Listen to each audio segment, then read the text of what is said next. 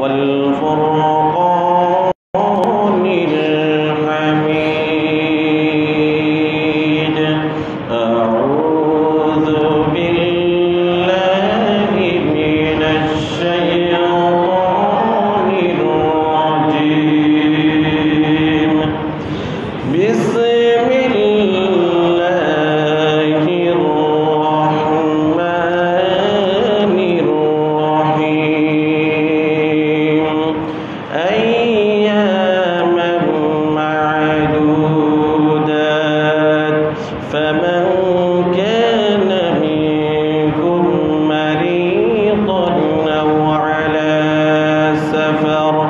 أو على سفر فعدة من أيام أخر وعلى الذين يطيقونه فدية طعام مسكين فمن تطوع خيرا فهو خير له وأن تصوموا خير لكم إن كنتم تعلمون.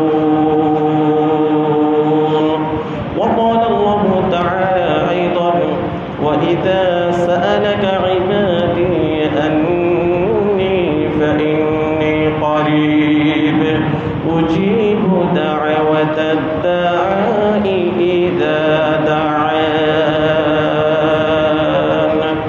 صدق الله العظيم وصدق رسوله النبي الكريم ونحن على ذلك من الشاهدين والشاكرين.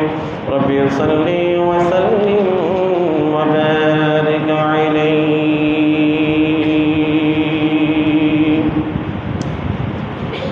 محترم المرحوم واجب الاحترام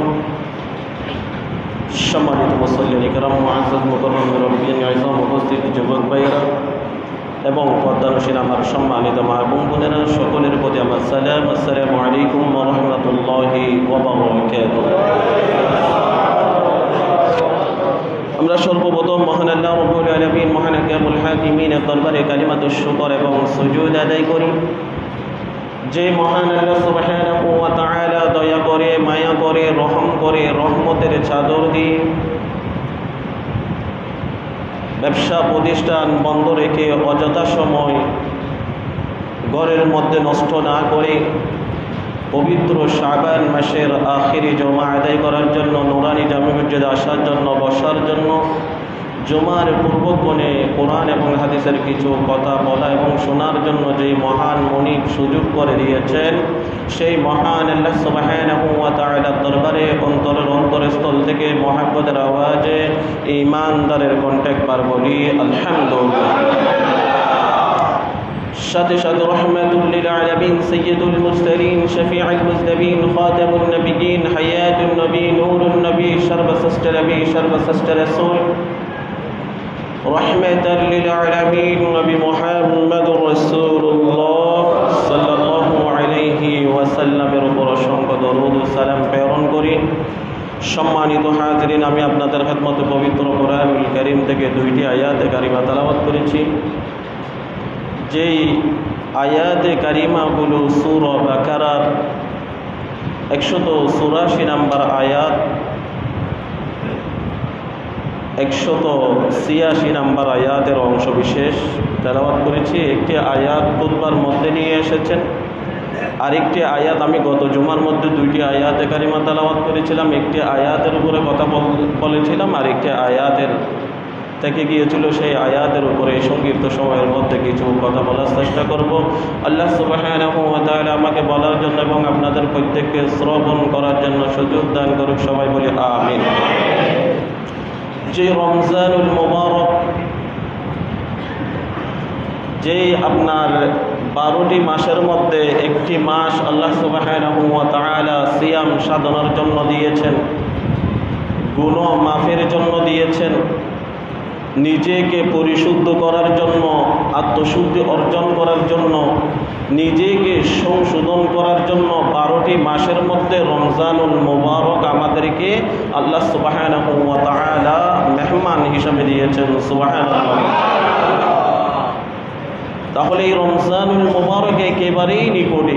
যদি আগামীকাল যদি চাঁদ দেখা যায়, আজকে 28 তারিখ, আগামীকাল 29 তারিখ, যদি 29 তারিখে যদি চাঁদ দেখাও না যায়, তাহলে অবশ্যই পরশু অবশ্যই রমজানুল মুবারক শুরু হয়ে যাবে। আমার নবীর একটি হাদিস, যে ব্যক্তি 12টি মাসের মধ্যে 11 মাস খেয়েছে, যদি রমজান মাসেও যদি সেই ব্যক্তি যদি রসুলের আদর্শ, রসুলের কথা এবং আল্লাহর কথা না মেনে যদি খায়, তাহলে ওই যে কোরআনুল কারীমের একটি আয়াত, কিছু পশু পাখি দেখবেন সামনে যেটা পায় সেটা খায়। তাহলে একজন মানুষ যখন ইবাদত বندگی তাসবিহ তাহলিল করে, আল্লাহ এবং রসুলের কাছে সেই বান্দা বান্দীগণ এত প্রিয় হয়ে যায়, ফেরেশতার চেয়ে দামি হয়ে যায় সুবহানাল্লাহ। আর যদি আপনি যদি কোরআনুল কারীম কি বলেছে, আমার নূরুন নবী হাদিসের মধ্যে কি বলেছে, সেই অনুযায়ী যদি আপনি যদি আপনার জীবনটা যদি গঠন না করেন, তাহলে চতুষ্পদ জন্তুর চেয়ে নিকৃষ্ট বলেছেন নাউযুবিল্লাহ।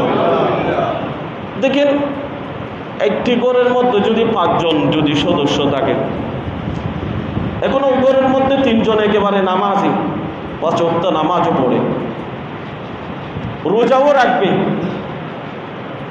যদি 3 জনের রোজা রাখে, ধরেন স্ত্রী রোজা রাখে, স্বামী রোজা রাখে না, একটা কথা মনে রাখবেন, যদি স্ত্রী যদি বলে যে হয় রোজা রাখিও না, তখন এই কথা মানা যাবে না। কেন না? আমাকে একবার একজনে প্রশ্ন করেছিল এখানে না, বলে যে স্ত্রীর কথা ধরা যায়, বলে যে হুজুর আমার স্ত্রী তো দাড়ি পছন্দ করে না, তো এখন স্ত্রীর কথা মজিন আপনি দাড়ি কেটেছেন, এখন আপনার কাছে প্রশ্ন হচ্ছে স্ত্রী বড় নাকি আল্লাহ এবং রসুল বড়? কারণ একটি হাদিসের মধ্যে আছে মা বাবা, যেই মা বাবার পায়ের নিচে সন্তানের বেহেশত জান্নাত, সেই মা বাবাকে তুমি ততক্ষণ পর্যন্ত মানাটা ফরজ, যতক্ষণ পর্যন্ত আল্লাহ এবং রসুলের পক্ষে হয়ে কথা বলবে ততক্ষণ পর্যন্ত মা বাবাকে মানাটা ফরজ। কিন্তু বিয়াদফি করা যাবে না। দেখিয়েন, যদি মা বাবা যদি ইসলামিক কার্যকলাপের দিকে ছেলেদেরকে যদি চালিয়ে দেয়, অথবা আল্লাহ এবং রসুলের বিরুদ্ধে কোনো কাজকর্ম করার জন্য বলে, তখন আপনাকে ওই কথা আপনি মানতে পারবেন না, কিন্তু তখন মা বাবার সাথে বিয়াদবিও করা যাবে না। তাহলে মা বাবা যদি আপনাকে যদি বলে আপনি উপযুক্ত হয়েছেন, রমজানুল মুবারকের রোজা আপনার উপরে ফরজ হয়েছে, ওই যে 5 জন সদস্যের মধ্যে 3 জন রোজা রাখতেছেন, এখন উনি যদি আকলওয়ালা হয়, কিছু মানুষ আছে বিয়াকল, যদি আমরা যদি প্রত্যেক কথা যদি পজিটিভ, আমরা তো পজিটিভ নিই, একজন কবরস্থানের দিকে সেফ ফেলেছেন, ওনাকে তাহলে সুন্দর করে বললাম যে আপনি কবরস্থানের দিকে সেফ ফেলিয়েন না, ওখানে দামি দামি মানুষ আছে। তাহলে উনি যদি দ্বিতীয়বার যদি আবার এই কাজ করে, তাহলে ওই নেগেটিভটা যদি নেন, উনি কবরে সেফ মারেছে, আপনিও যদি উনাকে সেফ মেরে দেন, বলো যে কেমন কেন সেফ মারছো, হ্যাঁ তুমি কবরে কেন মারছো। এইরকম কিছু মানুষ আছে বিয়াদব টাইপের, এইরকম কিছু মানুষ আছে বিয়াক্কলের মতো, যদি গরম করে যদি কথা বলি তখন বলবো যে হুজুর গরম করে বলেছে। কিছু ক্ষেত্রে গরম হতে হয়, কিছু ক্ষেত্রে নরম হতে হয়। কেননা আল্লাহ সুবহানাহু ওয়া তাআলা আপনাকে একটি আকল দিয়েছেন। এই যে আপনি যদি দুনিয়ার যা সব কিছু আপনি করেছেন, যদি ফজরের নামাজের সুন্নত এবং ফরজ যদি আপনি যদি এক পাল্লাই দেন, আর যদি দুনিয়ার সব কিছু যদি এক পাল্লাই দেন, তাহলে ফজরের নামাজটা পারি হবে। সুবহানাল্লাহ। আপনি সারা রাত নাচানাচি করেছেন, আরেকজনের ঘুমের ডিস্টার্ব আপনি করেছেন, আল্লাহ এবং রসুলের সামনে আপনাকে দাঁড়াতে হবে। এই জন্য আমি বলি কুরআনুল কারীম আপনি পড়তে পারেন না, কুরআনুল কারীমের কথা আপনি মানতে পারেন না, আপনাকে তো আমার আল্লাহ বলে নাই যে সর্বশ্রেষ্ঠ মানুষ বলে নাই, আল্লাহ আমার এই মানুষগুলোকে বলেছে পশুর চেয়ে নিকৃষ্ট। নাউযুবিল্লাহ বলে। কারণ আপনার ভিতরে রসুলের আদর্শ নাই, রসুলের মহাব্বত আপনার ভিতরে আছে। কিরকম রসুলের মহাব্বত আছে আপনার ভিতরে? রসুলের মহাব্বত যদি থাকে, আপনি আজান শোনার পরে আপনি ঘুমিয়ে থাকতে পারবেন না। কারণ আপনার কি ফজরের সময় কি আপনার কোনো কাজকর্ম আছে? কথা বলেন না, কাজকর্ম আছে? তাহলে যে আপনি ছেলেদেরকে যেভাবে আপনি যেভাবে শিক্ষা দিচ্ছেন শিক্ষায় শিক্ষিত করবেন, ছেলে সেইভাবে শিক্ষিত হবে। তখন যদি আপনি হুজুরকে যদি বলেন, হুজুর আমার ছেলের জন্য একটু দোয়া করেন, এই দোয়া কাজে হবে না। কারণ আপনি ছোট থাকতে ছেলেকে যেভাবে আপনি গঠন করেছেন, ছেলেকে যেভাবে শিক্ষায় শিক্ষিত করেছেন, রসুলের আদর্শ অনুযায়ী আপনি আদর্শিত করেন নাই, যার কারণে আপনার সামনে বিপদ আসে। আপনি এখন দেখতেছেন তো, কারণ আপনি কোরআনুল কারীম পড়েন নাই, হাদিস পড়েন নাই, আপনি বাংলা শিক্ষায় শিক্ষিত। এই জন্য আমি আমার বক্তব্যের মধ্যে বলি, যেই কোনো একটা কথা বলেছেন সেটা একটু আগে চিন্তা করেন, ভালো বলেছে নাকি খারাপ বলেছে, সঠিক বলেছে নাকি বেঠিক বলেছে। আপনিও ওনার সাথে তাল মিলালেন, তাহলে আমার নূর নবী বলেন, মান তাশাব্বাহা বিকওমিন ফাহুয়া মিনহুম, যেই যার সাথে উঠা বসা চলা ফিরা করেছে সেই ব্যক্তি তার সাথে জান্নাতে যাবে। সুবহানাল্লাহ। আরেকটি কথা হচ্ছে, আমাদের রাসূল যা বলেছেন তা আমাদের ভালো লাগে না।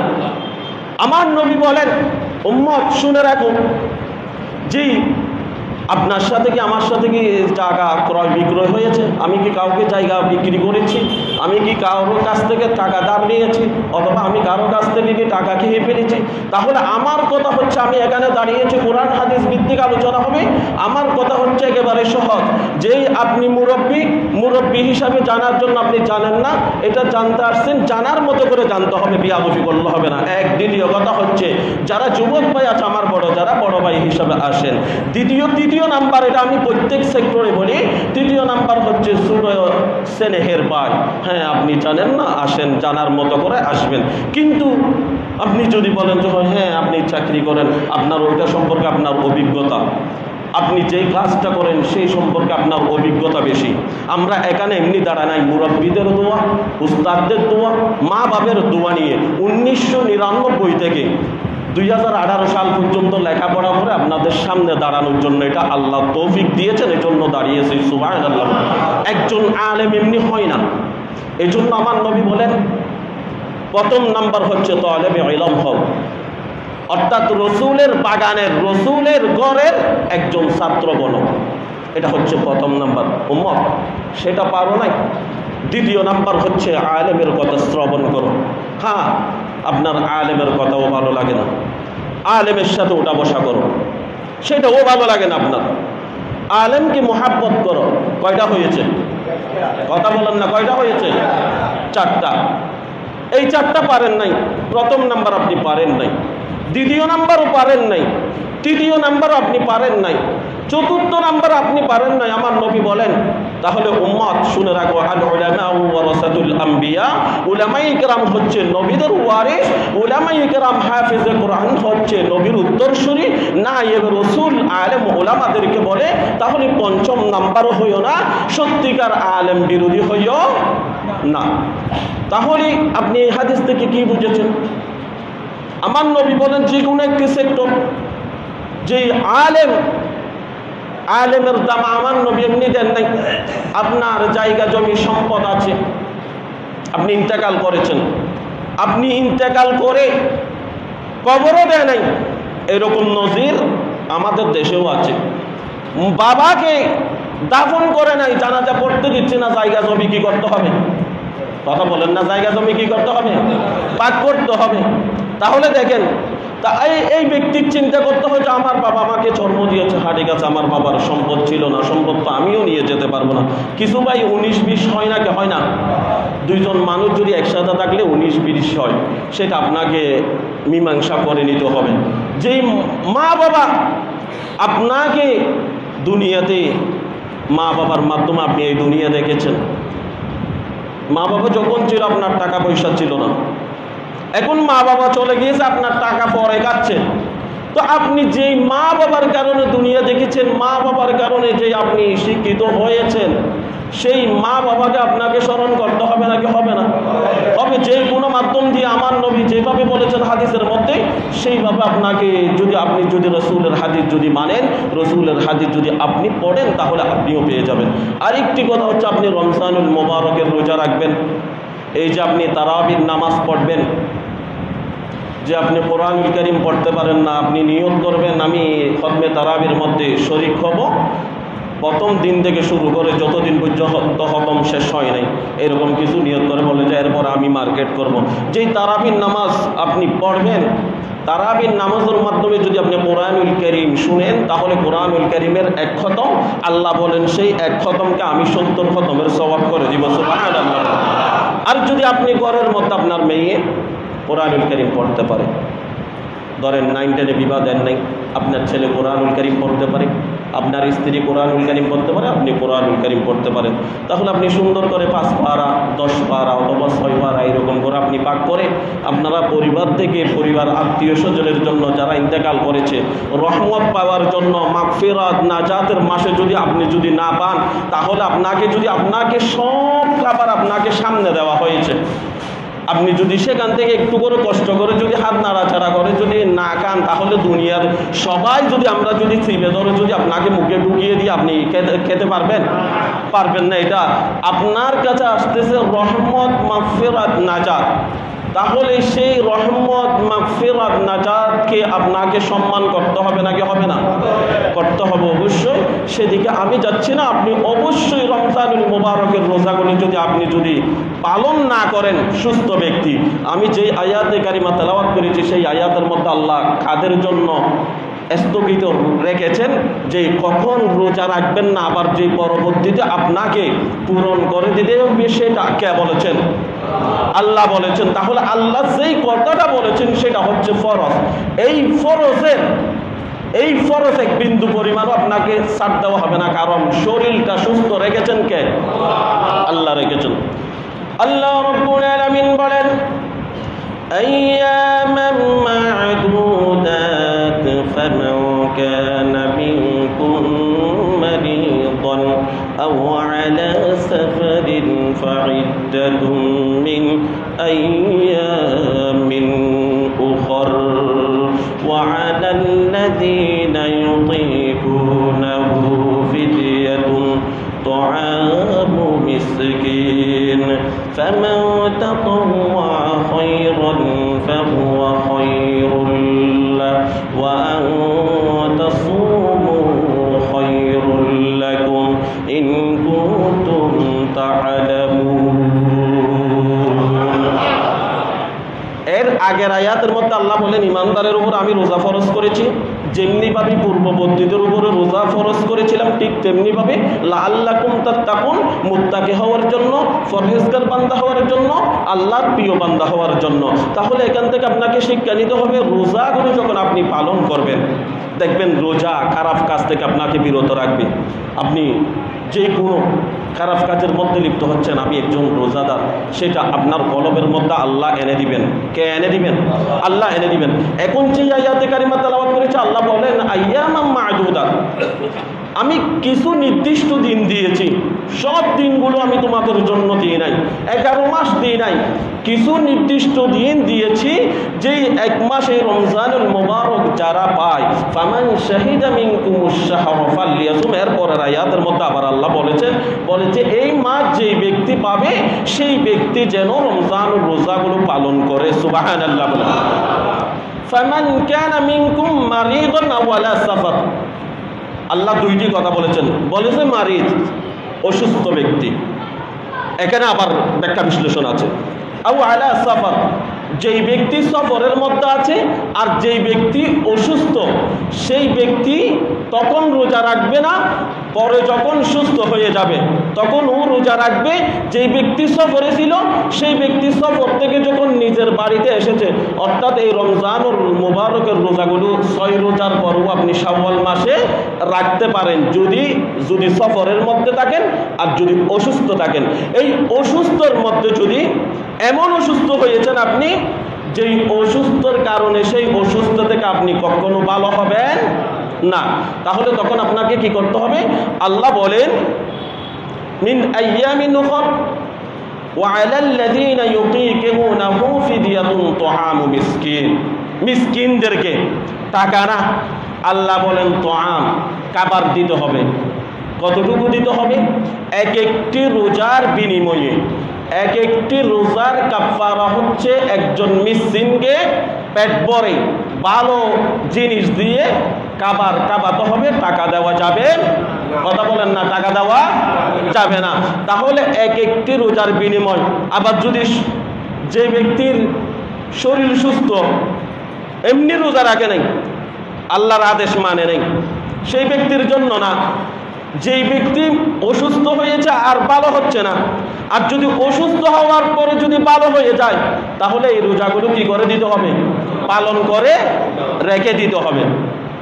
সফর ব্যক্তির জন্য, আপনি সফরে গিয়েছেন, আপনার কষ্ট হচ্ছে, আল্লাহ বলেন তখন রোজা রাখিও না, 2 দিন সফরে ছিলাম, তুমি এসে এরপরে রোজাগুলো রাখো, অন্য মাসের মধ্যে রমজানের রোজাগুলো তুমি পূরণ করে দিবেন।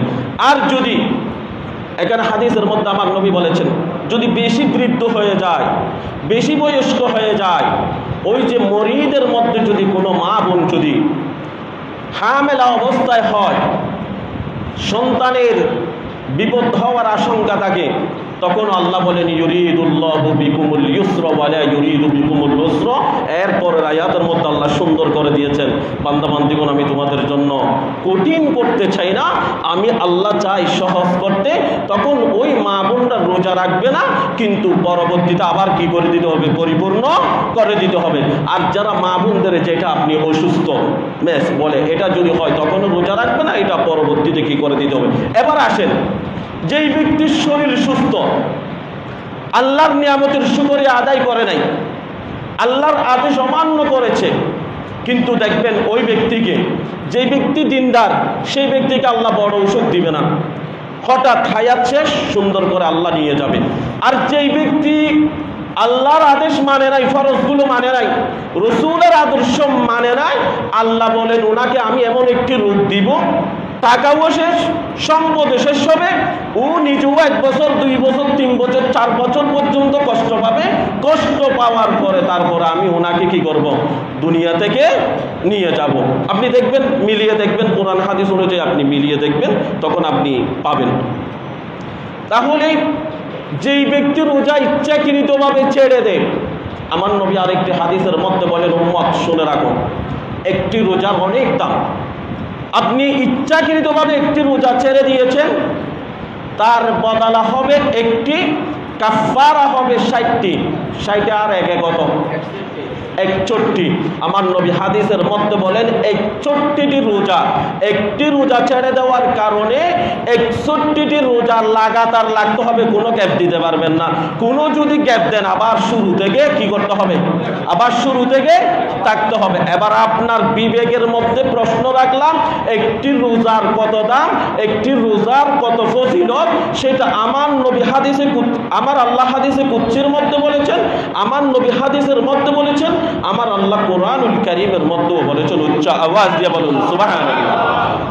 এরপর আল্লাহ রাব্বুল আলামিন বলেন, ফামান তাতাওয়া খায়রান ফাহুয়া খায়রুল লাহু ওয়া আন তাসুমু খায়রুল লাকুম ইন কুনতুম তা'লামুন। আল্লাহ রাব্বুল আলামিন বলেন, বান্দা বান্দীগণ, আমি তোমাদের উপরে রমজানের রোজাগুলো ফরজ করেছি। 12 মাসের মধ্যে তুমি 11 মাস খেয়েছো, 1 মাস শুধুমাত্র আমার আদেশগুলো পালন করো। যে আদেশ পালন করার কারণে যদি এটা উসিলা হয়ে যায়, এটা যদি আমার যদি পছন্দ হয়ে যায়, ওই রমজানুল মুবারকের উসিলায় আমি আল্লাহ জান্নাত দিয়ে দিব। ফামান তাতাওয়া খায়রান ফাহুয়া খায়রুল লাহু, তোমাদের মধ্যে যে ব্যক্তি বুঝে, যেই নিজ থেকে ভালো কাজ করে, সেটা তার জন্য কল্যাণকর। আর যেই ব্যক্তি এই রোজা রমজানের মাস পাবে, তোমরা যদি বুঝো, তাহলে তোমাদের জন্য বেশি কল্যাণকর হচ্ছে রমজানুল মুবারকের রোজাগুলো পালন করা। সুবহানাল্লাহ বলেন, আর একটু আওয়াজ দিয়ে বলুন সুবহানাল্লাহ। তাহলে গত জুমার মধ্যেও বলেছিলাম, এই রমজানুল মুবারকের রোজার প্রতিদান পুরস্কার দিবেন স্বয়ংকে আল্লাহ, নিজের কুদরতের হাতে দিবে। আমার নবী হাদিসের মধ্যে বলেন, রোজাদারের জন্য একটি মাত্র জান্নাতের দরজা আছে, যেই জান্নাতের দরজার নাম হচ্ছে রায়্যান। ওই রায়্যান দরজা থেকে যেই দারোয়ান, জান্নাতের দারোয়ানের নাম হচ্ছে রিদওয়ান। রিদওয়ান ওই দারোয়ান ডাক দিবে, আইনাস সাইমুন, আইনাস সাইমুন, রোজাদাররা কোথায়? যারা দুনিয়ার জমিনের মধ্যে রোজা রেখেছিল তাদেরকে আমি রিদওয়ান ফেরেশতা, আমি রিদওয়ান ফেরেশতা ডাক দিচ্ছি, তারা যেন রায়্যান দরজা দিয়ে জান্নাতের মধ্যে প্রবেশ করে। উচ্চ আওয়াজ দিয়ে বলুন সুবহানাল্লাহ। শুধু তাই নয়, আমার নবী বলেন আসসিয়ামু জান্নাতুন, যেই রোজা হচ্ছে ডাল স্বরূপ, যেই ব্যক্তি রোজা পালন করবে ওই রোজা খারাপ কাজ থেকে বিরত রাখবে। আপনি যখন খারাপ কাজের মধ্যে যাবেন তখন ওই যে রোজা স্মরণ যখন আপনার উঠবে, রোজার কথা যখন আপনার মনে উঠবে, আপনি খারাপ কাজের মধ্যে লিপ্ত হতে পারবেন না। দেখবেন আপনি পুলিশেরা ডাল একটা ব্যবহার করে নাকি করে না? কথা বলেন নাকি ব্যবহার করে নাকি করে না? ওনার নিজের সেফটির জন্য ডাল একটা ব্যবহার করে না যখন আন্দোলন হয় তখন? তো আমার নবীও বলেন এই যে ডাল স্বরূপ কেন বলেছেন? বলেছে তুমি রোজা রাখার কারণে কোন গুনাহের কাজে যদি তুমি যেতে চাও তাহলে এই রোজা তোমাকে ডাল হিসাবে যেই তোমাকে বাঁধা দিবে, এই খারাপ কাজটা করিও না। সুবহানাল্লাহ বলবেন না? শুধু তাই নয়, আমার নবী বলেন ক্বালা রাসূলুল্লাহ সাল্লাল্লাহু তাআলা আলাইহি ওয়াসাল্লাম খুলুফু ফামিস সাইমি ইনদাল্লাহি আতয়াবু মিন রিহিল মিসকি। প্রিয় ভাই, মিসওয়াক করা আমার নবীর সুন্নাত। এই যে মিসওয়াক আপনি করবেন, করলে ফায়দা পাবেন। দাঁতের মধ্যে যদি কোনো ব্যথা থাকে আপনি মিসওয়াক করেন, রাসূলের মহব্বত নিয়ে আপনি যদি মিসওয়াক করেন তাহলে দাঁতের মধ্যে ফোকা ধরবে না, দাঁতের মাড়ি ব্যথা হবে না। আপনি শুধু আমল করে দেখেন, এই যে রমজানুল মুবারকের রোজাগুলো আপনি পালন করেছেন, সারাদিন আপনি কিছু না খাওয়ার কারণে আপনার মুখ থেকে দুর্গন্ধ বের হবে।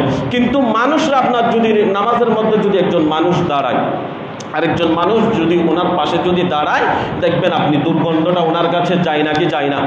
কিন্তু ওই ব্যক্তির খারাপ লাগবে। কেননা আপনি ইমানদার ব্যক্তিকে দেখেন, এখানেও আপনার শিক্ষণীয় বিষয় আছে।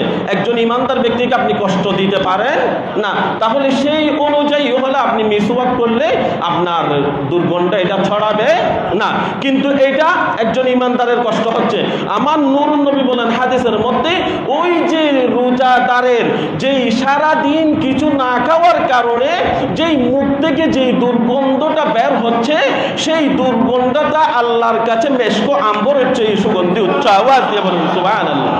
তাহলে এই রমজানুল মুবারকের মধ্যে যদি আপনার সাথে যদি কেউ ঝগড়া বাজায়, তখন আমার নূরুন নবী একটি শিক্ষা দিয়েছেন, উম্মত শুনে রাখো, তোমার সাথে যদি ঝগড়াঝাটি হয়ে যায়, তুমি মান সামাতা নাজা, সুখ থাকো নাজাত পাবে, সুখ থাকো নাজাত পাবে। ধৈর্য ধরো, কামিয়াবি হবে। কারণ সত্যের উপরে অটল থাকো, এটাই কামিয়াবি হবে। কারণ কোরআনুল কারীমের আয়াত, মিথ্যার আশ্রয় নিবে উনিও ধ্বংস হবে, উনি যুগে যুগে কষ্ট পাবে। সত্য এগিয়ে যাবে, সত্য আলোকিত হবে। উচ্চ আওয়াজ দিয়ে বলুন সুবহানাল্লাহ। তখন আমার নবী বলেছেন ইন্নী সাইমুন, ভাই আমি রোজাদার, আমি বেশি কথা বলতে পারবো না, আমি রোজা রেখেছি, আমার সাথে ঝগড়াও করিও না। শুধু তাই নয়, আমার নূরুন নবী হাদিসের মধ্যে বলেছেন লিসসাইমি ফারহাতান, ফারহাতুন ইযা আফতারা ওয়া ফারহাতুন ইযা লাকিয়া রাব্বা। রোজাদারের জন্য দুইটি খুশি। একটা হচ্ছে ইফতারের সময়, দেখবেন ইফতার সামনে নিয়েছেন, যতক্ষণ আপনি ইফতার সামনে নিয়ে বসে দেখেছেন ততক্ষণ পর্যন্ত ফেরেশতারা সওয়াব লিখতে থাকতেছে। সুবহানাল্লাহ। কারণ আল্লাহকে ভয় করে আপনি রমজানুল মুবারকের রোজা রেখেছেন। যদি রুমের মধ্যে ঢুকে যদি আপনি পানি খান, খাবার খান, কেউ দেখবে? দেখবে না। কিন্তু সময় মতো আপনি খান, 1 মিনিট আগে যদি হয়েও যায়, যদি ভুলক্রমে, তখন আফসোস করে, হারে সারাদিন আমি উপবাস ছিলাম, সারাদিন আমি রোজা রেখেছি, হারে আমার রোজা কি হয়েছে কিনা, এরকম একটি আফসোস আসে নাকি আসে না? আসে। তাহলে একটি হচ্ছে ইফতারের সময় রোজাদারের জন্য খুশি, আরেকটি খুশি হচ্ছে যখন কিয়ামতের ময়দানে আল্লাহর সাথে দিদার হবে, আল্লাহর কুদরতের হাত থেকে যখন পুরস্কার নেবে, সেই সময়ের মধ্যে রোজাদার ব্যক্তি বেশি খুশি থাকবে। উচ্চ আওয়াজ দিয়ে বলুন সুবহানাল্লাহ। আমার নূরুন নবীর একজন সাহাবী, যার নাম হচ্ছে রবিয়া রাদিয়াল্লাহু তাআলা আনহু, আমার নূরুন নবী যখন ওযু করতেছেন এমন সময়ের মধ্যে মধ্যে রবিয়া রাদিয়াল্লাহু তাআলা আনহুকে আমার নবী প্রশ্ন করলেন, রবিয়া সাল, তোমার কি চাওয়ার আছে আমার কাছ থেকে চেয়ে নাও। যে রবিয়ার সম্পদ ছিল না, জায়গা ছিল না, ঘর ছিল না, কোনো কিছু ছিল না। রবিয়াকে আমার নূরুন নবী ডাক দিয়ে বললেন, রবিয়ারে তোমার যা চাওয়ার তা আজকে আমার কাছ থেকে চেয়ে নাও। আর একটু আওয়াজ দিয়ে বলুন সুবহানাল্লাহ। এখন আপনার কাছে প্রশ্ন হচ্ছে, আমার নবী বলেন রবিয়া রাদিয়াল্লাহু তাআলা আনহুকে, তোমার যা চাওয়ার তুমি চেয়ে নাও, আমি নবী দেরি করব না। রবিয়া রাদিয়াল্লাহু তাআলা আনহু সাহাবী ছিলেন, একটি কথা বলেছেন আমার নবীকে, ইয়া রাসূলুল্লাহ ইয়া হাবিবাল্লাহ আসআলুকা মুরাফাকাতা ফিল জান্নাহ। ইয়া রাসূলুল্লাহ ইয়া হাবিবাল্লাহ, দুনিয়ার জমিনের মধ্যে আমি গাড়ি চাই না, বাড়ি চাই না, সম্পদ চাই না, কোনো কিছু চাই না। যেইভাবে আপনি নবীর সাথে সব সময় আমি থাকি, ঠিক তেমনি ভাবে আমি জান্নাতের মধ্যে আপনার সাথে থাকতে চাই। তাহলে সাহাবীদের আদর্শটা কেমন দেখেন। এখন যদি আপনাকে কেউ বলে, একজন আল্লাহর ওলি যদি বলে যে তোমার কি কি লাগবে, বলে আমার গাড়ি লাগবে, সম্পদ লাগবে, ওটা লাগবে, ওটা লাগবে, ওটা লাগবে। এই জন্য আমার নবী হাদিসের মধ্যে বলেছেন, যেই টাকা দিয়ে কাউকে আপনি কখনো খুশি করতে পারবেন না। ওনাকে 1000 টাকা দিয়েছেন, বলবেন যে লাগবে, লাগবে। 2000 টাকা দিয়েছেন, লাগবে, লাগবে। টাকা দিয়ে আপনি খুশি করতে পারবেন না, খাবার দিয়ে আপনি খুশি করতে পারবেন। এই জন্য আল্লাহ বলেন, তুমি যেই এক একটি রোজার বিনিময়ে ফিদিয়া দিয়ে দাও, বিনিময় দিয়ে দাও, এক একজন মিসকিনকে খাবার খাওয়াই দাও, দেখবে ওনার অন্তর থেকে যেটা দোয়া আসবে, যেটা শুকরিয়া আসবে, সেটা শুকরিয়া যখন আদায় করবে, তোমার নিয়ামত বাড়িয়ে দেওয়া হবে। সুবহানাল্লাহ। শুধু তাই নয়, সুলতান মাহমুদ গজনবী এবং আয়াজ রহমতুল্লাহ আলাইহির আরেকটি সুন্দর একটি ঘটনা।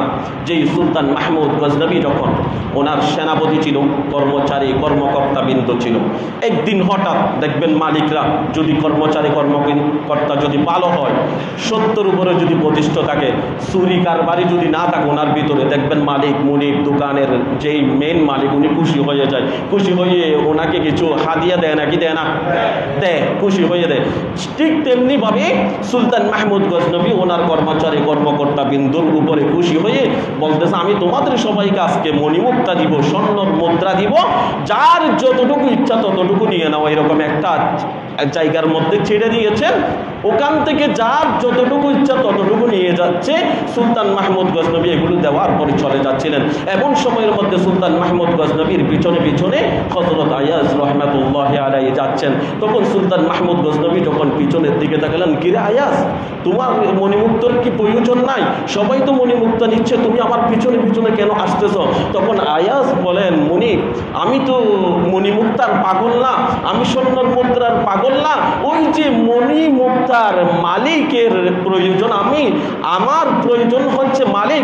আমি চাই মণিমুক্তার মালিকের সাথে থাকার জন্য। সুবহানাল্লাহ বলে। তাহলে যে ব্যক্তি আল্লাহর হয়ে যায়, বুঝেন, যেই ব্যক্তি আল্লাহর হয়ে যায়, আল্লাহ তার হয়ে যায়। যেই ব্যক্তির অন্তরের মধ্যে আল্লাহর ভয় থাকবে, সেই ব্যক্তিকে দুনিয়ার সবকিছু কি করবে? ভয় করবে।